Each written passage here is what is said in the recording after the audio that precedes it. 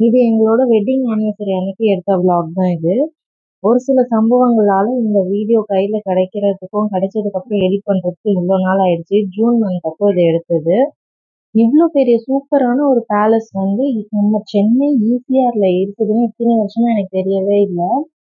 நாங்க போன பிளேஸோட நேம் வந்து கால்டன் சமுத்ரா பேலஸ். இது வந்து நீங்க யூசுவலா வெங்கடேஷ் பட் சார் வந்து குக்கிங் ஷோ அண்ட் அவங்களோட இன்டர்வியூஸ்லாம் அந்த கார்டன்லாம் பார்த்துருப்பீங்க. இது அங்கதான் ஷூட் பண்றாங்க. இது வந்து நார்த் இந்தியனோட ஆர்ட்லாம் சப்போர்ட் பண்ற மாதிரி அந்த ட்ரம்ஸ் அந்த டான்ஸ் அதெல்லாம் வந்து இங்க இருக்குது.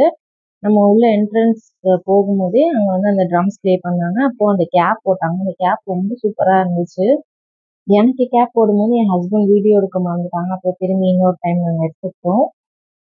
அப்புறம் அங்கே உள்ள போனதும் ஒரு வெல்கம் ட்ரிங்க் போட்டாங்க. ஒரு மேங்கோ ஜூஸ் ரொம்ப சூப்பராக இருந்துச்சு. கால்டன் சமுத்ராவோட ஆம்பியன்ஸாக நான் ஃபுல்லாக சுற்றி காமிக்கிறேன். நான் வந்து இன்ஸ்டாவில் கூட அப்லோட் பண்ணுறேன்.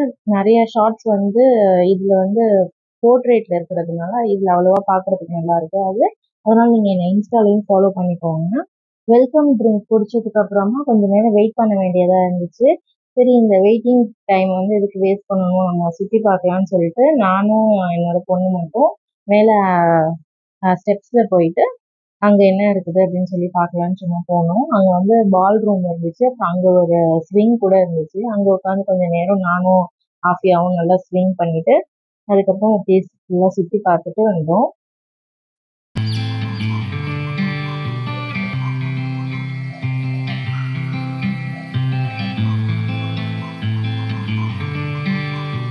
ஒவ்வொரு ஸ்டாச்சுவும் அவ்வளோ அழகா இருக்கு. அந்த பிளேஸே எனக்கு ரொம்ப அப்படியே ரசிச்சுட்டே இருக்கிற மாதிரி இருந்துச்சு.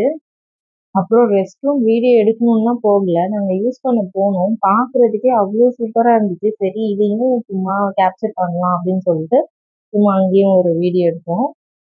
ரெஸ்ட் ரூமோட டோரே பாருங்களேன் எவ்வளோ பிரம்மாண்டமா இருக்குதுன்னு. அது உள்ளேயும் ஒரு டேபிள் போட்டிருந்தாங்க. அதுக்கப்புறம் பேபி சேஞ்சிங் டேபிள் கூட அங்கேயே இருந்துச்சு.